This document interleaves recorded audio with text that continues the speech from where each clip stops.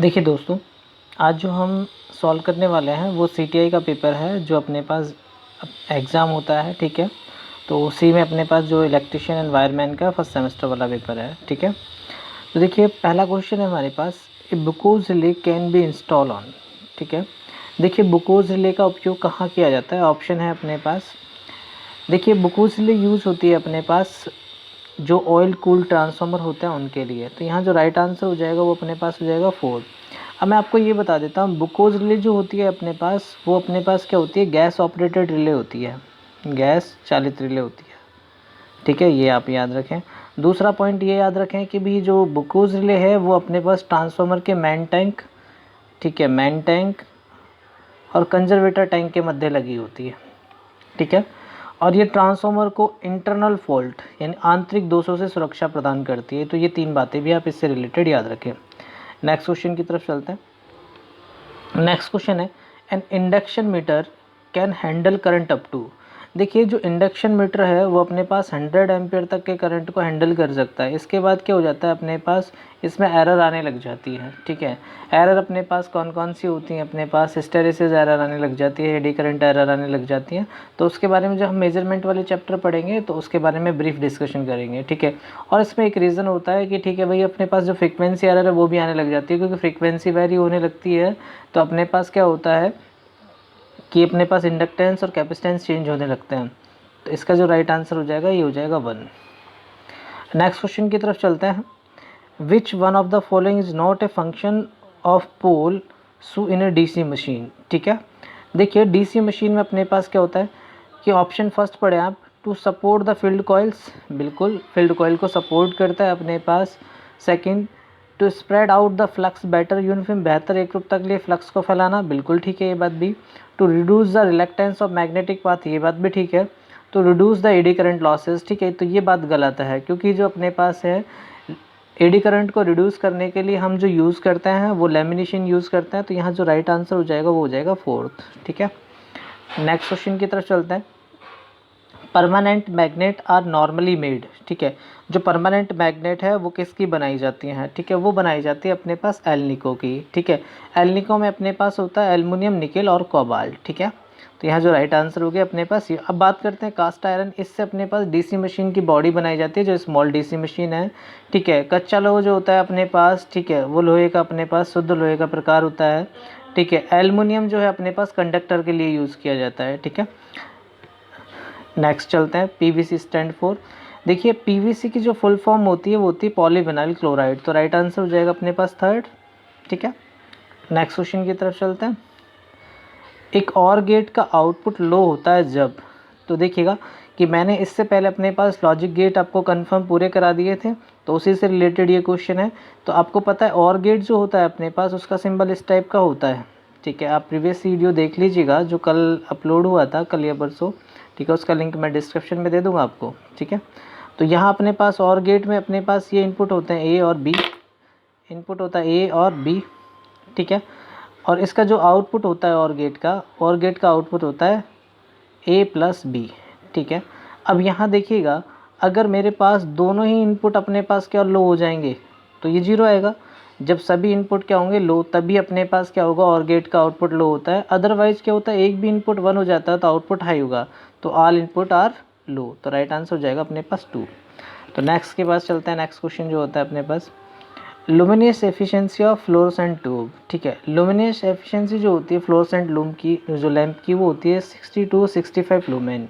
देखिए ये आपको याद रखना होगा, जैसे अपने पास बात करते हैं कार्बन फिलामेंट लैंप और टंगस्टन फिलामेंट लैंप, उनकी जो लुमिनियस एफिशिएंसी होती है वो काफ़ी कम होती है, 5 से 10 लुमेन पर वाट के आसपास होती है, ठीक है। फिर 10 से 15 के बीच में हो जाती है। फिर अपने पास हाईएस्ट किसकी आती है, जो लुमिनियस एफिशिएंसी आती है वो अपने पास सोडियम वेपर लैंप की बताते हैं, ठीक है। नेक्स्ट चलते हैं। एक cable carrying alternating current has, alternating धारा ढोने वाली केबल में होता है। देखिए अल्टरनेटिंग करंट होगा वहाँ अपने पास ये है कि देखो 4 ऑप्शन में हिस्टैरिसीस तो दे ही रखा है, तो हिस्टैरिसीस तो होगा ही होगा, ठीक है। सेकंड क्या होगा अपने पास, और होता है लीकेज लॉसेज ओनली। तो राइट आंसर हो जाएगा अपने पास 4, ठीक है। तो केबल जो है उसका वीडियो मैं आपको प्रोवाइड कराऊंगा, जो अपने पास पावर सिस्टम की क्लास करेंगे उसमें पारेषण और वहीं पे आपको बारे में बताया जाएगा कि लीकेज कैसे होता है, केबल में कैपेसिटी इफेक्ट बहुत ज़्यादा होता है, ठीक है, उसके बारे में डिस्कशन हम तभी करेंगे। नेक्स्ट क्वेश्चन अपने पास, power factor of the system is kept high, ठीक है, जो सिस्टम है अपने पास पावर सिस्टम, उसमें अपने पास पावर फैक्टर को हाई क्यों रखा जाता है, रीज़न पूछ रहा है आपसे। देखिए सबसे पहले दिया है सभी उपरोक्त कारणों का, यानी कि नीचे पहले अपने पास पढ़ो, इन्हीं के बारे में बात कर रहे हैं। तो रिड्यूस द लाइन लॉसेस, ये पॉइंट बिल्कुल ठीक है, आपको दिख नहीं रहा था, मैं कलर चेंज कर लेता हूँ, ये वाला पॉइंट ठीक है। To reduce the voltage regulation of the line, ये वाला पॉइंट भी ठीक है। To maximise the utilisation capacitance generator line transformer, ये वाला भी ठीक है। तो सभी अपने पास क्या हो जाएंगे, करेक्ट, तो राइट आंसर हो जाएगा अपने पास 1। नेक्स्ट क्वेश्चन की बात करते हैं, power factor of the circuit is will be unity, यानी निम्नलिखित सर्किट का पावर फैक्टर यूनिटी कब होगा, ठीक है। देखिए सर्किट में अपने पास पावर फैक्टर की बात करें तो cos फाई की बात करें हम, cos फाई जो होता है cos फाई, इसी को पावर फैक्टर बोला जाता है, ये होता है R/Z। अगर मैं Z की वैल्यू R रखूँ तो ये हो जाएगा यूनिटी, तो ये अपने पास रजिस्टिव सर्किट के लिए क्या होगा, यूनिटी, तो राइट आंसर हो जाएगा 3rd। नेक्स्ट क्वेश्चन की तरफ चलते हैं, विद्युत बल्ब का पावर फैक्टर होता है। देखिए विद्युत बल्ब का जो पावर फैक्टर होता है लगभग इसका जो एलिमेंट फिलामेंट होता है वो रजिस्टिव होता है, जिसके कारण अपने पास क्या होता है, इसका पावर फैक्टर यूनिटी होता है, तो राइट आंसर हो जाएगा 3rd। नेक्स्ट क्वेश्चन की बात करें, सर्ज रेजिस्टेंस ऑफ केबल, ठीक है, सर्ज रेजिस्टेंस जो केबल होता है वो अपने पास होता है 50 ओम, और देखिएगा आप याद रखिएगा, ज़रूरी नहीं है कि कभी कभी कुछ बुकों में 40 ओम भी दे रखा है, तो ऑप्शन के अकॉर्डिंग आपको आंसर करना है, ठीक है। तो ये तो है अपने पास केबल के लिए। अगर आपसे ट्रांसमिशन लाइन के लिए पूछे तो सर्ज इम्पीडेंस होता है 400 ओम, ठीक है, और 400 ओम ऑप्शन में ना मिले तो 500 ओम होगा, ठीक है, क्लियर। तो यह राइट आंसर हो जाएगा अपने पास 3rd। नेक्स्ट क्वेश्चन की तरफ चलें, in a transformer the tapping are generally provided on, ठीक है, ट्रांसफार्मर में टेपिंग आमतौर पर प्रदान की जाती है। देखिए ट्रांसफार्मर में जो टैपिंग यूज़ करते हैं अपने पास वोल्टेज को डाउन करने के लिए यूज़ करते हैं, ठीक है, और वोल्टेज को अप करने के लिए भी यूज़ की जा सकती है, ठीक है। तो लेपिंग जो टेपिंग होती है अपने पास ज़्यादातर हाई वोल्टेज साइड यूज़ की जाती है, तो यहाँ जो राइट आंसर होगा वो होगा 3rd। नेक्स्ट क्वेश्चन की बात करें, बस, ट्रेनों, ट्रॉलियों, तलेगों, क्रेनों उच्च गति वाली टॉर्क की आवश्यकता होती है और इसलिए उपयोग में, देखिए जहाँ भी अपने पास हाई टॉर्क की रिक्वायरमेंट होती है वहाँ हम यूज़ करते हैं डीसी सीरीज़ मोटर, तो यहाँ जो राइट आंसर हो जाएगा वो अपने पास होगा 3rd, DC series motor. Constant गति के लिए यूज़ करेंगे वो डीसी शंट मोटर यूज़ करेंगे, ठीक है। और अपने पास जो भी इंडस्ट्री है, चाहे स्मॉल इंडस्ट्री हो या डोमेस्टिक पर्पज़ के लिए हो, तो वहाँ ज़्यादातर उपयोग किया जाता है इंडक्शन मोटर का, ठीक है। नेक्स्ट, कम्यूटेटर ब्रशों के लिए सामग्री आमतौर पर होता है। देखो कम्यूटेटर जो अपने पास सामान्यतः जो यूज़ किए जाते हैं वो कम्यूटेटर जो होते हैं वो हार्ड-ड्रोन कम्यूटेटर जो होता है वो अपने पास हार्ड-ड्रोन कॉपर का बनता है, लेकिन यहाँ ब्रशों के लिए पूछा गया है। ब्रशेस जो यूज़ करते हैं वो अपन सामान्यतः कार्बन के यूज़ करते हैं, क्योंकि ये सेल्फ लुब्रिकेंट होते हैं, कम्यूटेटर को डैमेज नहीं करते। सेल्फ लुब्रिकेंट का मतलब होता है स्वयं स्नेहक होते हैं, जैसे आप बेरिंग में अपने पास क्या डालते हैं, ग्रीस डालते हैं, उसी तरीके से ये प्रॉपर्टी होती है यहाँ पर, ठीक है, जो अपने आप यानी कि खुद घिस जाएंगे, कम्यूटेटर को ख़राब नहीं करेंगे, इसलिए हम क्या यूज़ करते हैं, कार्बन ब्रश। एक अदर रीज़न ये होता है कि कार्बन ब्रश का जो रेजिस्टेंस होता है वो हाई होता है। रेजिस्टेंस हाई होने के कारण क्या होता है, ये रेजिस्टेंस कम्यूटेशन प्रोवाइड कराते हैं, जिसके कारण अपने पास कम्यूटेशन में सुधार होता है, ठीक है। तो रीज़न ये हो गया अपने पास, तो राइट आंसर क्या आ गया, कार्बन। नेक्स्ट क्वेश्चन की तरफ चलते हैं, तेज या ज्वलनशील तरल आग बुझाने के लिए सबसे उपयुक्त होता है। देखिए जो अपने पास एक्सटिंग्विशर होता है, यानी कि जिसे आप क्या बोलते हैं, अग्निशमक यंत्र, तेल या ज्वलनशील तरल पदार्थ को बुझाने के लिए हम जो यूज़ करते हैं वो फोम टाइप यूज़ करते हैं, तो राइट आंसर आएगा 2। नेक्स्ट क्वेश्चन की तरफ चलते हैं, फ्लोरोसेंट लैंप के प्रभाव के तहत कभी कभी घूर्णन मशीनें पहिए के स्थिर दिखाई देने के इसका कारण क्या है। तो देखिएगा इसका मतलब आपसे पूछा गया, देखा आपने कभी कभी ट्यूबलाइट को देखा होगा, फ्लोरोसेंट लैंप उसी को बोलते हैं। ये अपने पास ट्यूबलाइट है, ये मैंने मान लिया, ठीक है, ये ट्यूबलाइट है। तो आपको क्या होता है, तो कभी कभी ऐसे सर्किल से दिखाई देते हैं चलते हुए, ठीक है, तो इसी के बारे में पूछा गया ऐसा क्यों दिखाई देता है। इसका रीज़न होता है स्ट्रोबोस्कोपिक इफेक्ट, ठीक है, तो यहाँ जो राइट आंसर होगा वो हो जाएगा 1। नेक्स्ट क्वेश्चन की तरफ चलते हैं, इंस्ट्रूमेंट ट्रांसफार्मर आर। देखिए इंस्ट्रूमेंट ट्रांसफार्मर क्या करते हैं अपने पास, नॉर्मली ये प्रोटेक्टिव डिवाइस के लिए यूज़ किए जाते हैं। जैसे हाई करंट आपको मेज़र करना हो, हाई वोल्टेज मेज़र करना हो, तो अगर वोल्टेज और करंट दोनों को एक साथ मेज़र करना हो तो हम CTPD कंबाइंड इफेक्ट यूज़ करते हैं, उसी को बोलते हैं इंस्ट्रूमेंट ट्रांसफार्मर। तो यहाँ अपने पास जो राइट आंसर हो जाएगा वो हो जाएगा फर्स्ट 1 और 2, ठीक है। नेक्स्ट क्वेश्चन की तरफ चलते हैं। देखिए अभी मैंने थोड़ी देर पहले पूछा गया था अपने पास कम्यूटेटर खंड के मध्य से आर्मेचर कंडक्टर जोड़े जाते हैं। देखिए ये जोड़े जाते हैं कॉपर लग्स के द्वारा, ठीक है। तो यहाँ जो राइट आंसर आएगा अपने पास आएगा कॉपर लग्स। नेक्स्ट क्वेश्चन की तरफ चलते हैं। एक नुकसान रहित आरएलसी सर्किट में ट्रांजिएंट धारा, देखिए एक नुकसान जिसमें अपने पास लॉसेस नहीं होते हैं, ठीक है, उस वाले सर्किट में अपने पास जो धारा होती है वो साइनसोइडल होती है। तो राइट आंसर होगा अपने पास 2। नेक्स्ट क्वेश्चन की बात करते हैं। तो मैं कलर चेंज कर देता हूँ थोड़ा विजिबल हो जाए आप लोगों के लिए। यदि एक लाइव तार धातु केसिंग के साथ संपर्क में आता है तो अत्यधिक धारा की ओर मूव करता है। तो देखिए अपने पास मान लीजिए कोई मशीन है, ये है और ये ग्राउंड हो गई है, तो जो अधिकतर करंट है वो किधर जाता है, अर्थ की तरफ जाता है। तो राइट आंसर हो जाएगा अपने पास 1। नेक्स्ट, सिलिकॉन स्टील का उपयोग इलेक्ट्रिकल मशीनों के लिए किया जाता है क्योंकि यह होते हैं। देखिए सिलिकॉन स्टील का उपयोग इसलिए किया जाता है कि लो हिस्टैरिसीस लॉसेस होते हैं इसमें, इसलिए इसका यूज़ किया जाता है, ठीक है। और हिस्टैरिसीस लॉसेस के लिए जो फॉर्मूला होता है PH KH Bm⁻1.6 F, ठीक है, और P। इस तरीके से आप हिस्टैरिसीस लॉसेस कैलकुलेट कर सकते हो, इसमें कोई बड़ी प्रॉब्लम वाली बात नहीं है, ठीक है। बार बार फॉर्मूला मैंने ट्रांसफार्मर में भी पढ़ाया आपको, डीसी मशीन है वहाँ भी पढ़ाया होगा, ठीक है। प्लेलिस्ट में जाके आप वीडियो देख सकते हैं। नेक्स्ट क्वेश्चन की तरफ चलें। क्या न्यूनतम संख्या 1056 में जोड़ा जाना चाहिए ताकि योग 23 से पूर्णतः विभाजित हो सके। देखिए ये क्वेश्चन गलती से मैथ का आ गया, अपने पास सिंपल है, अपने पास इसको आप डिवाइड कर देना, जो शेषफल हो उसमें ऐड कर देना जिसमें अपने पास भाग चला जाए, तो ये मैं आपको नहीं करा रहा, ठीक है। 24 क्वेश्चन की तरफ चलते हैं। उपकरणों का उपयोग केवल मानकीकरण यंत्र के रूप में प्रयोगशालाओं के अंतर्गत सीमित है, ठीक है। देखिए कुछ इंस्ट्रूमेंट होते हैं जिनका उपयोग लेबोरेटरी में स्टैंडर्डाइज के लिए किया जाता है, ठीक है, तो उन्हें हम बोलते हैं एब्सोल्यूट इंस्ट्रूमेंट। क्या बोलते हैं, एब्सोल्यूट इंस्ट्रूमेंट बोलते हैं। जैसे इलेक्ट्रोडायनोमीटर जिन्हें आप क्या बोलते हैं, विद्युत गतिज यंत्र बोलते हैं, उनका भी उपयोग लेबोरेटरी में किया जाता है, इसलिए वो भी किस में आते हैं, एब्सोल्यूट इंस्ट्रूमेंट में आते हैं, ठीक है। नेक्स्ट क्वेश्चन की तरफ चलते हैं। इन एसी सर्किट, किसी भी एसी परिपथ में हमेशा होता है। देखिए किसी भी एसी सर्किट में आपने टोटल पावर पढ़ी होगी, S बराबर होता है P + jQ, ठीक है। तो यहाँ S तो होती है एपरेंट पावर और P होती है अपने पास एक्टिव पावर और Q होती है रिएक्टिव पावर। तो S का जो मान है वो हमेशा किससे ज़्यादा होगा, एक्टिव पावर से ज़्यादा होगा, यानी कि एपरेंट पावर हमेशा किससे ज़्यादा होगी, वास्तविक शक्ति से ज़्यादा होगी। तो राइट आंसर क्या होगा अपने पास 4 हो जाएगा। नेक्स्ट क्वेश्चन की तरफ चलते हैं।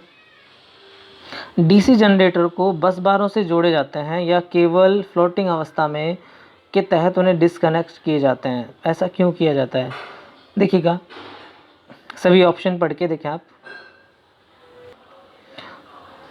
तो देखिएगा फर्स्ट है to avoid the burning of switches contact, ठीक है, to avoid the mechanical jerk of the shaft, to avoid the sudden loading of the prime mover, all of this. तो देखिए ये तीनों ऑप्शन आप पढ़ के देखिए, तीनों ही ऑप्शन सही हैं, इसलिए राइट आंसर क्या हो जाएगा, ऑल ऑफ दिस, ठीक है। नेक्स्ट क्वेश्चन की तरफ चलते हैं। In one input of XOR gate is then it act is, XOR gate का एक इनपुट है 1 है तो ये कार्य करेगा। तो देखिएगा लास्ट टाइम जब मैंने कल वीडियो अपलोड किया था, आप लोगों ने देखा नहीं होगा, उसमें मैंने अपने पास एक्सोर गेट पढ़ाए हुए हैं, ठीक है। इतनी मेहनत से आपके लिए वीडियो बनाते हैं और आप देखते नहीं हो तो ये आपके लिए प्रॉब्लम है, मेरे लिए मैं तो आपको हमेशा वीडियो प्रोवाइड कराऊंगा। जो बच्चे देखते हैं, जो कंटिन्यूड देखते हैं, तो उनकी सफलता के लिए मैं हमेशा कामना करता हूँ, ठीक है। तो आप वहाँ देखिएगा एक्सोर गेट का मैंने आपको सिंबल बताया, एक्सोर गेट जो होता है अपने पास इस टाइप का होता है, ठीक है।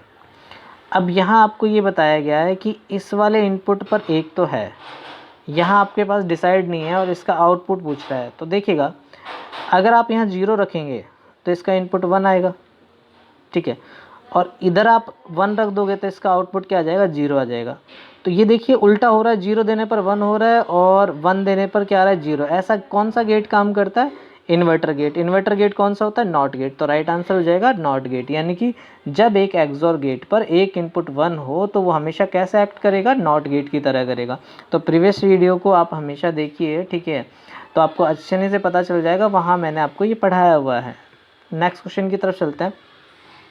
यूनिट ऑफ इलेक्ट्रिकल कंडक्टिविटी, देखिए यूनिट ऑफ जो इलेक्ट्रिकल कंडक्टिविटी की यूनिट होती है वो ओम इनवर्स और मीटर इनवर्स होती है, ठीक है। इसको आप क्या लिख सकते हो, मोह लिख सकते हो, और इसको आप क्या लिख सकते हो, मीटर, मोह प्रति मीटर हो जाएगी। तो राइट आंसर हो जाएगा 3rd, ठीक है। नेक्स्ट क्वेश्चन की तरफ चलते हैं। नेक्स्ट क्वेश्चन है अपने पास, अधिकतम भार क्या होगा जिसके केवल प्रकाश बिंदुओं को जोड़ने वाली एक परिपथ से जोड़ा जा सकता है। देखिए वो अधिकतम वाट होता है, वो 800 वाट होता है, और आप ज़्यादा से ज़्यादा कितने पर स्विच जोड़ सकते हो, 10 स्विच जोड़ सकते हो। ठीक है, नेक्स्ट क्वेश्चन की तरफ चलते हैं। किस वोल्टेज के लिए स्क्रूड कंडक्ट परिपथ का उपयोग किया जाता है? देखिए जो स्क्रूड कंडक्ट परिपथ है उनका उपयोग 250 से 600 वोल्ट के लिए किया जाता है, तो राइट आंसर हो जाएगा आपके पास थर्ड। नेक्स्ट क्वेश्चन की तरफ चलते हैं। Earth wire is connected. देखिए ये सिंपल सी बात है, अर्थ वायर को हमेशा ग्राउंड से कनेक्ट करेंगे। ठीक है, क्योंकि ग्राउंड का पोटेंशियल अपने पास क्या होता है, जीरो, तो करंट हमेशा किधर ट्रेवल करता है, हायर पोटेंशियल से लोअर पोटेंशियल की तरफ, इसलिए ग्राउंड किया जाता है। Next, radix of binary number system. देखिए जब मैंने फर्स्ट वीडियो डाला था तो वहाँ आपको बताया था कि रेडिक्स वाला क्वेश्चन आता है, और रेडिक्स का मतलब होता है बेस। तो आपसे पूछा गया बाइनरी का बेस क्या होता है, बाइनरी का बेस कितना होता है, 2 होता है। ठीक है, तो यहाँ जो राइट आंसर हो जाएगा वो हो जाएगा 4th। ठीक है, इन सब के जवाब आपको वीडियो मिल जाए, क्योंकि लॉजिक मैंने जितने भी वीडियो डाले हैं वो आप सबके लिए अप्रोप्रिएट हैं, काफ़ी उपयुक्त होते हैं। ठीक है, कंपटीशन में वहाँ से एग्ज़ाम आते हैं, एग्ज़ाम में क्वेश्चन आते हैं, तो आप उन्हें देखिए, और जितने भी अपने पास एजुकेशनल ग्रुप हैं उनमें शेयर कीजिए, और चैनल को सब्सक्राइब कीजिए। नेक्स्ट क्वेश्चन की तरफ चलते हैं। The function of conservator in a transformer. देखिए जो फंक्शन है अपने पास ट्रांसफार्मर में कंजर्वेटर टैंक का, वो मैंने आपको बताया है। ठीक है, अगर ट्रांसफार्मर वाली लिस्ट में जाओगे तो वहाँ संरचना है, वहाँ भी मैंने बताया हुआ है कि देखिए ट्रांसफार्मर में जो कंजर्वेटर टैंक का जो मुख्य कार्य होता है वो होता है तेल के स्तर को बनाए रखना, और तेल के जो प्रसार और संकुचन को नियंत्रित करना होता है। तो देखिएगा यहाँ दे रखा आंतरिक दोष को परियोजन के लिए, ये गलत है। ठीक है, इसके लिए हम बुकोज रिले लगाते हैं। तापमान के बदलाव के कारण ट्रांसफार्मर में विस्तार और संकुचन का ध्यान रखना, यही इसका अपने पास राइट आंसर है। ठीक है, नेक्स्ट क्वेश्चन की तरफ चलते हैं। A DC series motor is that which. ठीक है, देखिए डीसी सीरीज मोटर है, डीसी सीरीज मोटर में अपने पास जो सीरीज फील्ड वाइंडिंग होगी, देखिए मैं यहाँ आपको बता देता हूँ, ये अपने पास क्या हो गया, ये आर्मेचर हो गया। ठीक है, ये सीरीज फील्ड वाइंडिंग हो गई, और यहाँ मैं क्या दे रहा हूँ, इसको सप्लाई दे रहा हूँ। ठीक है, अब देखिए हम चाहते हैं कि जो सारा का सारा वोल्टेज है वो कहाँ मिले, आर्मेचर को मिले, तो यहाँ कम से कम ड्रॉप होना चाहिए, और ड्रॉप होने के लिए अपने पास IR होता है, तो अपने पास इसका रेजिस्टेंस क्या होना चाहिए, कम होना चाहिए, और रेजिस्टेंस का फॉर्मूला होता है ρL/A। ठीक है, अब मैं इसका एरिया बढ़ाऊंगा तभी तो रेजिस्टेंस क्या हो सकता है, कम हो सकता है, यानी कि तार मोटा होना चाहिए, तभी आप पहचान सकते हो कि कौन सी मोटर है। डीसी से हैज़ ए पुअर टॉर्क, ये तो गलत है, खरा टॉर्क तो उसका अच्छा होता है। Has a field winding coarse and thick wire, मोटे तार और कम मोड वाले वाइंड क्षेत्र वाइंडिंग का उपयोग किया जाता है, ये राइट आंसर है इसका। ठीक है, तो दूसरा ऑप्शन क्या हो जाएगा, करेक्ट हो जाएगा। तीसरा ऑप्शन है ऑलमोस्ट लगभग स्थिर गति होती है, ये गलत है, क्योंकि ये डीसी शंट की होती है। लोड के बिना आसानी से शुरू किया जा सकता है, बिल्कुल गलत है, लोड के बिना इसे नहीं शुरू किया जा सकता, क्योंकि लोड के बिना शुरू करोगे तो अपने पास ये डेंजरस स्पीड पे चलती है। ठीक है, इसलिए राइट ऑप्शन कौन सा होगा, 2 वाला होगा। नेक्स्ट क्वेश्चन, सोल्डर करने में भराव की धातु का गलनांक होता है। ठीक है, वो हमेशा जो लिया जाता है, तो देखिए दोस्तों वो लिया जाता है अपने पास 420 डिग्री सेंटीग्रेड के ऊपर। ठीक है, यहाँ जो राइट आंसर हो जाएगा वो हो जाएगा 2। ठीक है, नेक्स्ट क्वेश्चन की तरफ चलते हैं। Which gas is sometime use at a filament lamp. देखिए फिलामेंट लैम्प पे जो अपने पास गैस यूज़ करते हैं वो ऑर्गन गैस भी यूज़ करते हैं, ऑर्गन गैस भी यूज़ करते हैं। ठीक है, और नाइट्रोजन गैस भी यूज़ करते हैं। देखिए जब मेंशन ना हो तो ज़्यादातर अपने पास जो यूज़ करते हैं वो ऑर्गन गैस का ही यूज़ माना जाता है, ऑर्गन गैस अपने पास राइट आंसर होता है। ठीक है, और पारदर्शी की बात करें तो नॉर्मली वहाँ जो यूज़ करते हैं अपने पास वो कौन सी यूज़ करते हैं, नाइट्रोजन। ठीक है, तो मोस्ट अप्रोप्रिएट जो होता है अपने पास आंसर वो ऑर्गन होता है। नेक्स्ट क्वेश्चन की तरफ चलें। कौन से फोटोमीटर इन्वर्स स्क्वायर नियम पर अपने संचालन के लिए निर्भर करता है। ठीक है, तो देखिएगा जो मैकबेथ इल्यूमिनेटर होता है वही इन्वर्स लॉ पे काम करता है, तो यहाँ जो राइट आंसर हो जाएगा वो होता है 4th हो जाएगा। नेक्स्ट क्वेश्चन की तरफ चलते हैं। An UJT exhibit negative resistance region. एक यूजेटी नकारात्मक प्रतिरोध क्षेत्र दर्शाता है। देखिए यूजेटी की अगर आप कैरेक्टरिस्टिक देखेंगे तो वो इस तरीके से होती है। ठीक है, घटती हुई कुछ, तो ये पीक बंदी होता है और ये वैली बिंदु, तो यहाँ पर वोल्टेज बढ़ने पर अपने पास ये क्या हो जाता है, घटने लग जाता है। ठीक है, तो ये अपने पास क्या होता है कि जो पीक पॉइंट होता है और वैली पॉइंट होता है। ठीक है, पीक पॉइंट और तो ये वाला जो पोर्शन होता है पीक और वैली, तो यहाँ अपने पास ये नेगेटिव रेजिस्टेंस शो करता है, तो यहाँ जो राइट आंसर हो जाएगा 4 between peak and valley point. Next question की तरफ चलते हैं। The power transformer is a constant. देखिए पावर ट्रांसफार्मर जो होता है वो कांस्टेंट फ्लक्स डिवाइस होता है, तो यहाँ सीधा ही आंसर क्या हो जाएगा, मेन फ्लक्स डिवाइस। ठीक है, नेक्स्ट क्वेश्चन की तरफ चलते हैं। Differential compound DC motor can find application requiring, ठीक है। तो देखिएगा लो स्टार्टिंग टॉर्क के लिए ये अपने पास यूज़ की जाती है, क्योंकि फ्लक्स जो होता है इसमें अपने पास क्या होता है, बहुत कम होता है। तो फ्लक्स टॉर्क आप जानते हो आर्मेचर प्रोपोर्शनल टू होता है आर्मेचर करंट और फ्लक्स कम होगा तो टॉर्क कम होगा, तो लो स्टार्टिंग टॉर्क के लिए यूज़ किए जाते हैं। Next, the operating voltage of megger is about, ठीक है। जो ऑपरेटिंग वोल्टेज है वो लगभग कितना रखा जाता है, 100 वोल्ट। और जो आपको देखी जाती है मैक्सिमम सीमा इसकी कुछ नहीं है, वो 400 वोल्ट भी हो सकता है, 600 वोल्ट भी हो सकता है, और अपने पास 1 kV भी हो सकता है। ये डिपेंड करता है रेजिस्टेंस की। जैसे अपने पास लिमिट बढ़ाते हो तो उसके अकॉर्डिंग ऑपरेटिंग वोल्टेज भी बढ़ता जाता है। लेकिन आपको पता है कि 90 वोल्ट पर इंसान को झटका महसूस होने लग जाता है, इसलिए जो भी ISI है उससे ज़्यादा का वोल्टेज नहीं बनाता, क्योंकि अपने पास क्या करेंगे कि इसका जो अपने पास यूज होता है, ठीक है, क्वेश्चन जो सावधानी बरतनी होती है उसके लिए 100 वोल्ट ही रखा जाता है, ज़्यादा नहीं रखा जाता, ठीक है। नेक्स्ट क्वेश्चन की तरफ चलते हैं। If electrical wire and appliance are overheated due to the high electric current they are cause of, ठीक है। अब देखिए यहाँ आपसे पूछा, यदि बिजली के तारे उपकरण उच्च विद्युत धारा के कारण अत्यधिक गर्म हो जाते हैं तो वो इस कारण से बन सकते हैं, इसका कारण बन सकते हैं, बर्न्स हो सकते हैं, ठीक है, यानी कि जल सकते हैं, फ्रीजिंग हो सकता है, ठीक है, ठीक है, जम सकते हैं, एक या दोनों, फायर, ठीक है।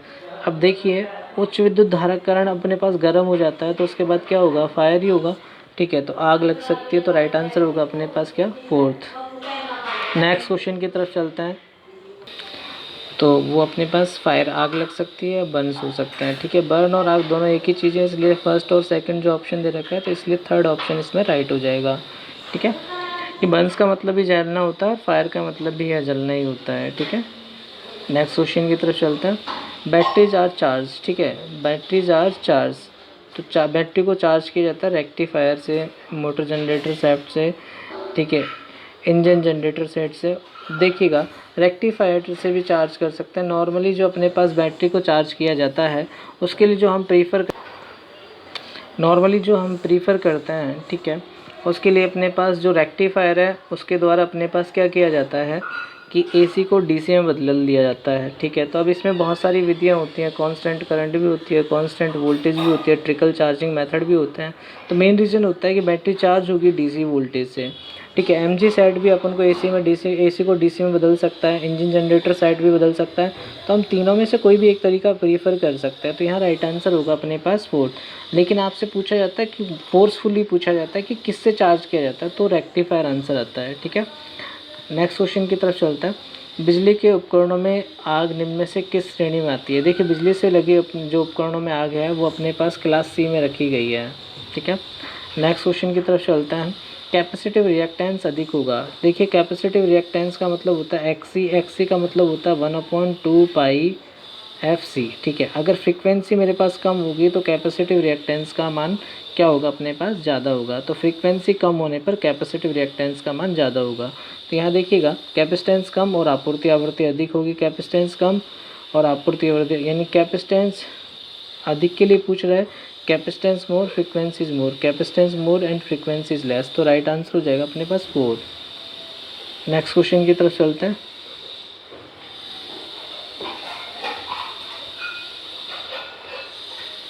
तो देखिए सॉरी यहाँ पर आपसे दोनों ऑप्शन पूछे गए हैं, फ्रीक्वेंसी भी लेस होनी चाहिए और कैपेसिटेंस भी लेस होना चाहिए, तभी रिएक्टेंस का मान ज़्यादा होगा, ठीक है। तो यहाँ अपने पास कौन सा ऑप्शन करेक्ट होगा, capacitance is less, frequency supply is less. तो राइट आंसर होगा 2, ठीक है। मैंने आपको केवल फ्रीक्वेंसी का बता दिया, कैपेसिटेंस का भी इसमें रोल होता है।